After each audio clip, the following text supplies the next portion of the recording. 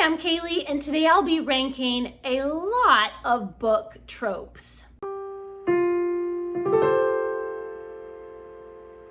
Quite a while back, Books Like Whoa actually did a video ranking all of these tropes, and I'm using her tier ranking link where she had all the tropes listed and everything. And this was like a year ago that she did this, and I put it on my little list and said, ooh, I want to do that one day, and then forgot about it until today. So if you haven't already, be sure to go over and check out her video and subscribe to Books Like Whoa. If you haven't already, please do subscribe to this channel and give this video a thumbs up. And of course, go over and follow me on Goodreads and Instagram and all the good social media places. So let's dive right in onto this tiermaker.com list that Books Like Whoa created, and we are going to put all of these tropes into these categories. So we have Forever Love, I'm into it. It's a good trope if it's mixed in with other things. A trope that's dependent on its execution. So it could be good, it could be horrible. It just depends on how it's executed. Then we have a hard sell and then just trash. So our first trope is snowed in. I have to say, I do love a good snowed in trope. A lot of times this seems to happen in like mysteries, and then, you know, they're all stuck there with the suspects and one of them is a murderer. So I do love a good snowed in trope. Then we have the isolated closed circle. So again, it's kind of like the snowed in. They're all stuck together. So I'm gonna say I'm into it. Cults, I don't know. I don't think I've really read very many books that have cults in them. I'm just gonna put it as a hard sell. It doesn't sound like something I'm particularly interested in. Fake dating, I don't know. If that's like the main premise of the story, which usually it is, then I'm kind of like, I don't know. I'll say it's execution dependent. Marriage of convenience. I'm gonna say execution dependent for that one too. Ah, the slow burn romance. Ooh, that's going up in Forever Love. Oh, I love a slow burn romance. For one thing, it's so much more believable that people slowly fall in love rather than, you know, love at first sight. Ah, the love triangle. I don't mind a good love triangle if it's well done. If all three of the people have, you know, really good character development and interesting personalities and everything. I'm gonna say good as a mix-in. Love triangle's fine. Well, you know what? No, I'm gonna put it in execution dependent because sometimes it can be done well and sometimes it's just like, no, you need to stop. Ah, the chosen one. Aha, that is going in Forever Love. I just love a good chosen one. Especially because it's always attached to some kind of quest or prophecy or legend or something like that, you know? You are the one that was foretold to save the city. And I just love me a good legend and a good prophecy. Okay, then we have only one bed. I don't know, I feel like that can be kind of fun. I'll put it good as a mix-in. The locked room mystery. Okay, I love me a good locked in mystery, definitely. How did they get in and out? No one could have been there. That's a good one.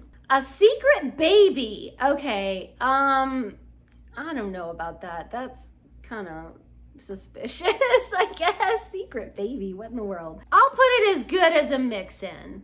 Or, no, I'll put it in execution dependent. Yeah, it kind of depends what's going on with this baby. I don't know. Okay, falling in love with your sibling's best friend.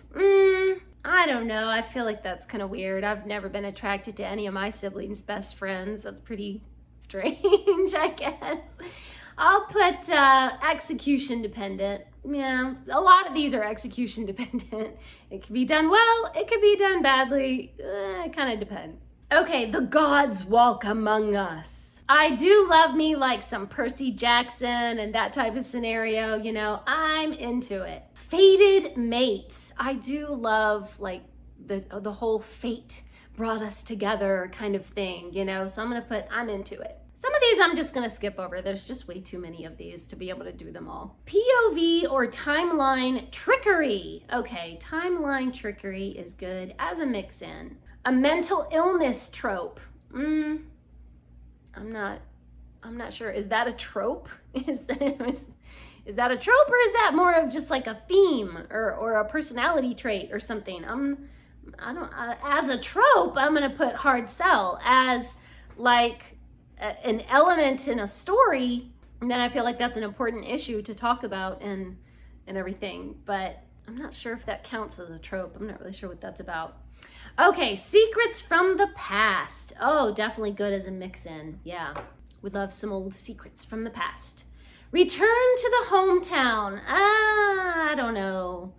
I feel like that's kind of overdone a lot. I'm gonna put hard sell with that one. That's kind of overdone. Amnesia. Okay, seriously? No, that's trash. That's going in the trash. A podcast or investigative journalist. Investigative journalist. I guess that's execution dependent. Don't trust your husband. Okay, trash. Infidelity as a twist to create conflict. Nope, that's trash. That's horrible. There's never any excuse for infidelity. That's horrible. Okay, a dual timeline. That's a hard sell. The few books that I've ever read that had like a dual timeline and then somehow in the end, you know, it all converges or something. I either like one timeline and I don't like the other, or I just get lost and I don't know what's going on between any of them. So not something I enjoy. Unreliable narrator. I do not like unreliable narrators. That's a hard sell. I like things to be in black and white, and I want to know that the story that I'm reading is the really way that it really went down. The workplace romance. That's also a hard sell. I feel like when you're at work, and keep your personal life out of it, you know? Ooh, small town secrets. That's good as a mix-in, okay? I do love a small town where everybody knows everybody else's business and they're all trying to keep secrets and everything. I do like that kind of thing. Oh, the grump and the sunshine. I love that. I like when one is a grump and one is the sunshine. I'm into it. I like that. The kick butt heroine. I'm gonna say that's execution dependent. I feel like some people just make the heroine to be like a strong female character and, you know, she's good at sports and she, you know, is good at sword fighting and goes into battle and kills all the bad guys, but does she actually have a strong personality? They make her go out and kick butt because there's no depth to her character, and they call that a strong female character. And so that's definitely execution dependent. The noir detective. That's good as a mix-in. I like some noir mystery every once in a while. The hard-boiled detective and everything. That's kind of fun. Okay, the morally gray main character. This is right there with unreliable narrator for me. I do not like morally gray. I like it to be black and white and good guys and bad guys, and I don't want gray areas in the middle. Gray areas make me nervous. So no, thank you. The redeemed villain. Now, if that is done correctly, I do love a good redeemed villain. But if they've done horrible things and then they're just like, sorry, and everybody just forgives them and there's no depth there and there's no consequences, then it just feels kind of cheap and shallow. But if it's done really, really well, and like they really have to deal with the consequences of their actions and they have to go through this whole journey to be redeemed, then it's so good. I mean, if redeemed villain is like well done, it would be up in Forever Love, because I'll love me a redeemed villain. But if it's badly done, then it's just like trash. This one is very polarizing, it seems like. Okay, then we have found family. I'm into it. I love me a good found family story. Ooh, the magic school. Forever Love. I love magic school stories. The road trip or the quest. Okay, for a quest, I absolutely love that. Like modern road trip, not so much. I'm gonna put I'm into it, because if it's like a fantasy quest, you know I love that. The medieval fantasy world. Medieval fantasy world. That's good. That's a nice setting. I like it. Friends to lovers. That's good as a mix-in. That's fun. I like it. Here comes the cavalry. That's fun. Okay, sure. I like it.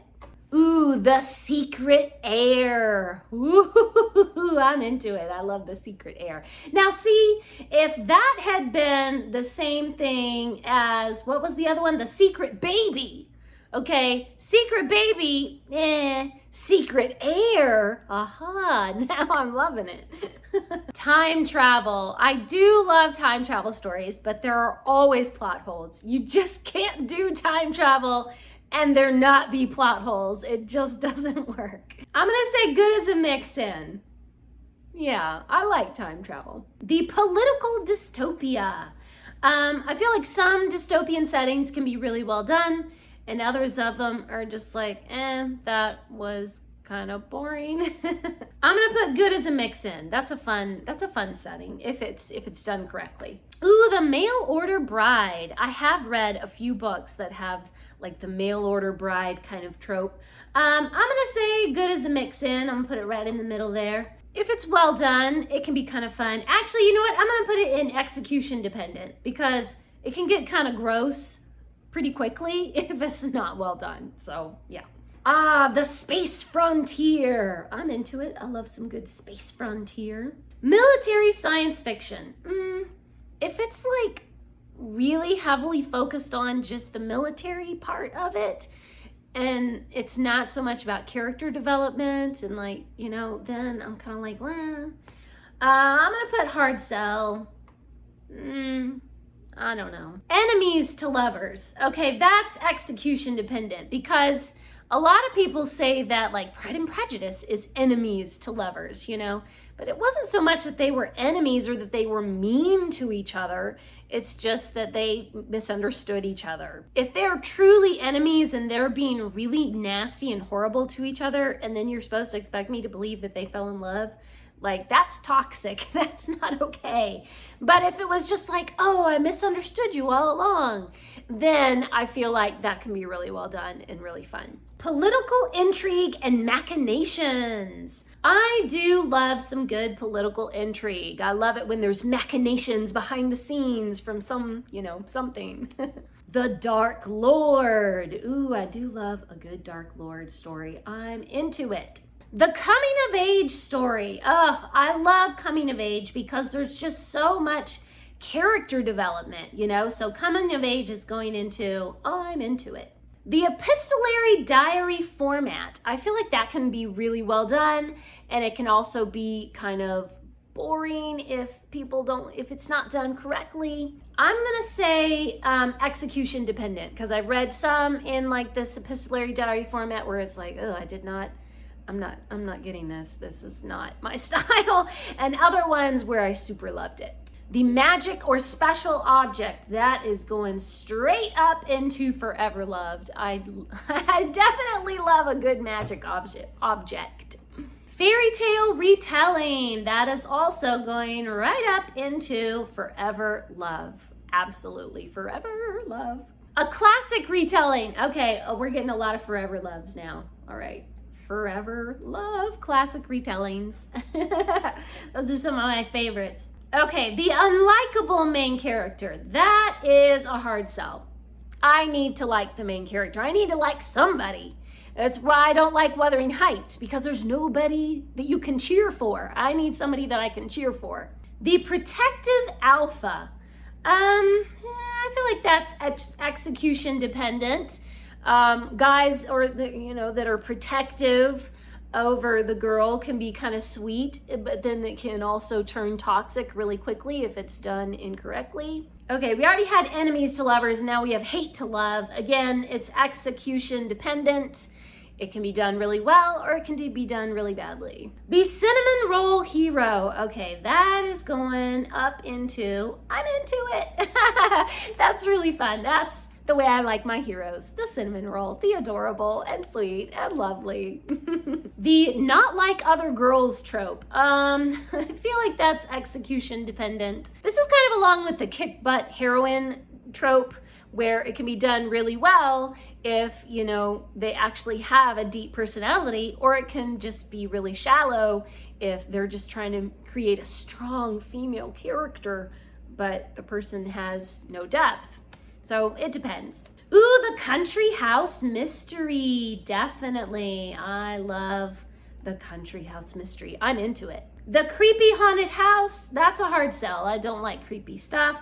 And the ghost, that's a hard sell. I don't like creepy ghost stuff. The missing girl, that's a hard sell. That sounds too like thriller, creepy, scary, horror. I don't like any of that. Serial killers, nope, too scary. Killing in a pattern, too scary for me. That's a hard sell. The boarding school. Okay, that's gonna go up to the top. Boarding school, I'm into it. I love boarding school stories. Maybe because I was homeschooled and so it kind of intrigues me. Like, what if you lived at school? You know, it's like just such the polar opposite to the way that I grew up. So maybe that's why it intrigues me so much. The training montage. Okay, I guess that's execution dependent. That can be kind of fun, but I don't know. All right, so I've done most of these and some of them that I've just kind of left out I didn't really care about. So yeah, a few in Forever Love, a whole bunch kind of in the middle, and then a few down at the bottom. So leave me a comment and let me know what is one of your favorite tropes. What is your least favorite trope that you just really hate? And I will leave a link to this tier ranking list so you can go over and rank your favorites as well. Thanks for watching. Please subscribe and remember, the right book in the right hands at the right time can change the world.